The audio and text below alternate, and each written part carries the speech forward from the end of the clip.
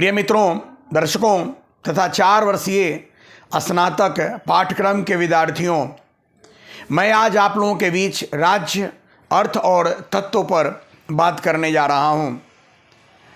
मित्रों, राजनीति विज्ञान के अंतर्गत राज्य अध्ययन का महत्वपूर्ण विषय रहा है और द्वितीय विश्व युद्ध के बाद व्यवहारवादी क्रांति आया, उसके पूर्व तक राजनीति विज्ञान का केंद्रीय विषय राज्य ही रहा है।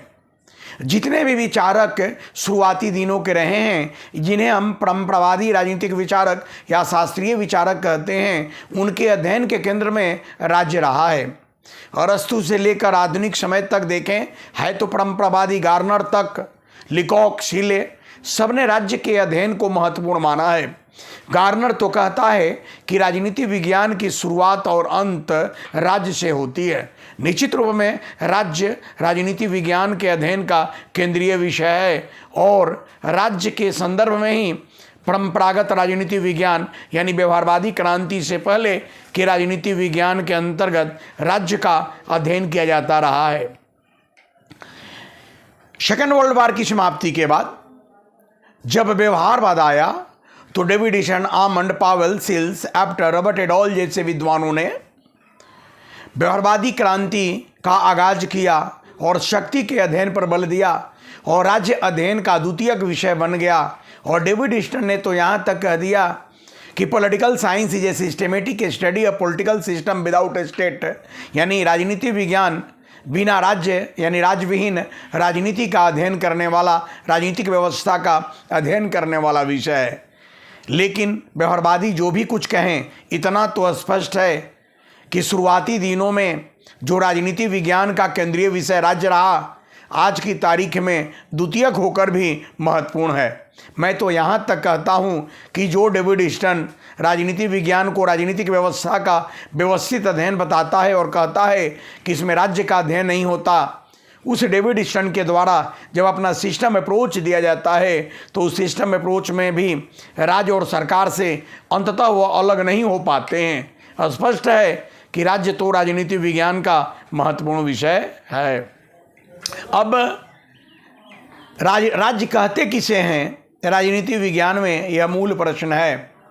राज्य के अर्थ को लेकर मैं राजनीति विज्ञान के जनक अरस्तु से बात करूं तो अरस्तु ने कहा है कि राज्य परिवारों और समुदायों का समूह है। यानी अरस्तु के अनुसार राज्य के अंतर्गत परिवार और समुदाय यानी गांव का समूह आता है और बाद में चलकर राज्य के अंतर्गत गार्नर ने 4 तत्वों को समावेशित किया और गार्नर ने कहा है कि राज्य वैसे निश्चित भूभाग में रहने वाले कम संख्या या अधिक संख्या में रहने वाले व्यक्ति समूह को कहते हैं, जिनके लिए एक सरकार होती है और सरकार के आदेशों का पालन निश्चित भूभाग में रहने वाली जनता आदतन करती है या करने के लिए बाध्य किया जा सकता है। स्पष्ट है कि गार्नर की परिभाषा में राज्य के 4 तत्व दिखते हैं।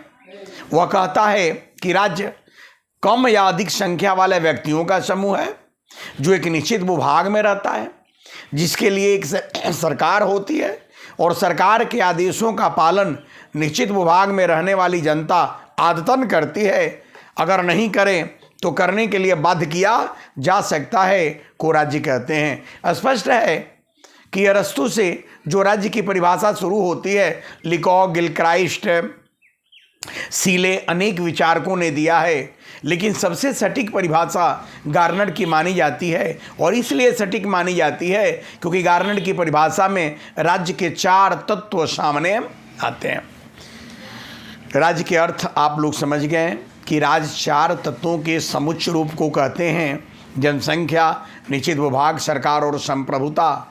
और राज्य के 4 तत्व ही मान्य हैं जो गार्नर की परिभाषा में आए हैं। हालांकि ओपेनहाइम नाम का एक विधि वैज्ञानिक था, उन्होंने तो कहा कि राज्य का एक 5वां तत्व भी है जिसको मान्यता नाम दिया गया, but recognition is not recognised.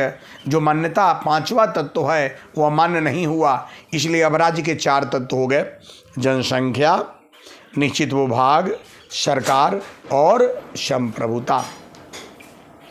राज्य का दो भौतिक तत्व हैं, जनसंख्या और भूभाग।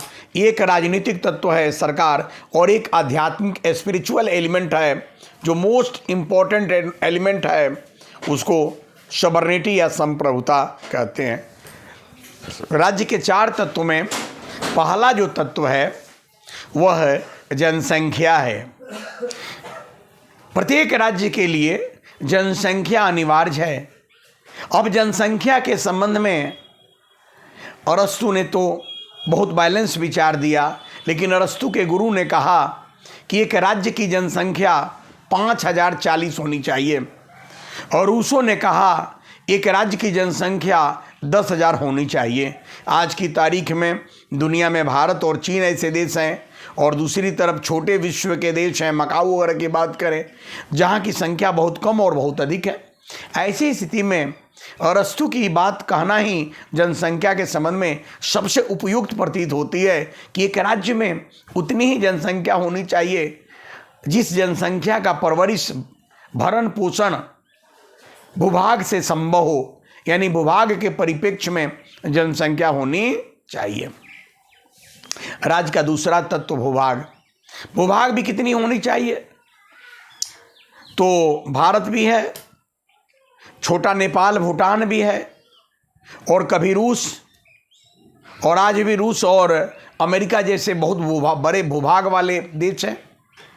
भूभाग भी उतनी होनी चाहिए जितना सही रूप में उसका उपार्जन वहाँ की जनसंख्या कर सके, या जनसंख्या के संबंध में भूभाग होनी चाहिए, दूसरा तत्व। हालांकि अरस्तु ने भूभाग को उपजाऊ बताया, नदी के किनारे बताया। भूभाग के अंतर्गत उन्होंने अच्छे राज्य के लिए, आदर्श राज्य के लिए भौगोलिक तत्वों की भी चर्चा की, यह अलग बात है। राज्य का तीसरा जो तत्व है वह है सरकार। राजनीतिक तत्व है, महत्वपूर्ण तत्व है सरकार। सरकार होनी चाहिए। अब सरकार, अच्छी सरकार, यानी शासन के अलग अलग प्रकार हैं, लेकिन सबसे बेस्ट सरकार वह होती है जो जनता द्वारा चुनी जाती है, और न केवल जनता द्वारा चुनी जाती है बल्कि जनता की होती है और जनता के लिए काम करती है। स्पष्ट है कि लोकतांत्रिक सरकार को सर्वाधिक उपयुक्त माना जाता है। और राज्य का चौथा तत्व जो होता है वह संप्रभुता है। यह संप्रभुता राज्य की सर्वोच्चता का परिचायक है, supreme power of the state, that means sovereignty, और यह राज्य का चौथा तत्व है। हम लोग संप्रभुता पर आगे बात करेंगे तो देखेंगे कि संप्रभुता आंतरिक वाह भी होता है, लेकिन संप्रभुता राज्य की सर्वोच्च शक्ति है, अनिवार्य शक्ति है। मैं एक यहाँ पर आपको जानकारी दे दूँ। 15 अगस्त 1947 के पहले भले ही भारत का विश्व समाज में राज्य के रूप में रिकॉग्निशन था, मान्यता थी, स्वीकृति थी, लेकिन हमारे पास अंतिम रूप में सर्वोच्च संप्रभुता नहीं थी। इसलिए तकनीकी रूप में अगर देखें तो 15 अगस्त 1947 के पहले भारत राज्य नहीं था। अंग्रेजों से हमको जब संप्रभुता प्राप्त हुई तो हम राज्य के रूप में स्थापित हो गए। आज भारत के बिहार, मध्य प्रदेश, उत्तर प्रदेश वगैरह जो हैं इकाई, इनको राज्य कहा जाता है। लेकिन राजनीति विज्ञान के अनुसार राज्य का चौथा तत्व संप्रभुता आंतरिक मामलों में हो भी बाह्य मामलों में है, नहीं है। इसलिए बिहार राज्य कहा जा रहा है, उत्तर प्रदेश या मध्य प्रदेश वगैरह वगैरह, इनको अंतिम रूप में राज्य कहना उचित नहीं है। फिर भी राजनीति विज्ञान में राजस्व अध्ययन का महत्वपूर्ण विषय है, और भारतीय राज्य व्यवस्था में हम लोग आएंगे, जो सेकेंड सेमेस्टर में हम लोग पढ़ेंगे, उसमें आपको मैं भारतीय संविधान में अनुच्छेद 2, 3, 12, 36 में राज्य का क्या संदर्भ है मैं बताऊंगा। विद्यार्थियों, इस YouTube के माध्यम से पूरे बिहार के विद्यार्थियों को सामान्य राजनीतिक सिद्धांत, अंडरस्टैंडिंग पॉलिटिकल थियोरी की जानकारी देने का मेरा उद्देश्य है। अभी सूर्य पूजा का अवसर है और अभी फेस्टिवल आज से शुरू हुआ। मैंने पहले भी बताया, मेरी किताब आ गई है। मैं YouTube में भी कहूँगा कि उसको पोस्ट कर दें, या पहले जानकारी आप लोगों को दी गई होंगी। छठ पूजा के आसपास अंडरस्टैंडिंग पॉलिटिकल थियरी आ जाएंगी, वो किताब भी देखिएगा, और एक सामान्य जानकारी मैं आपको दे रहा हूँ। आज मैंने ब्रीफ में राज्य के अर्थ और उसके चारों तत्वों की मैंने चर्चा की है। फिर नेक्स्ट वीडियो में राज्य की उत्पत्ति और अन्य पक्षों को मैं रखूँगा। Okay, thank you, God bless you.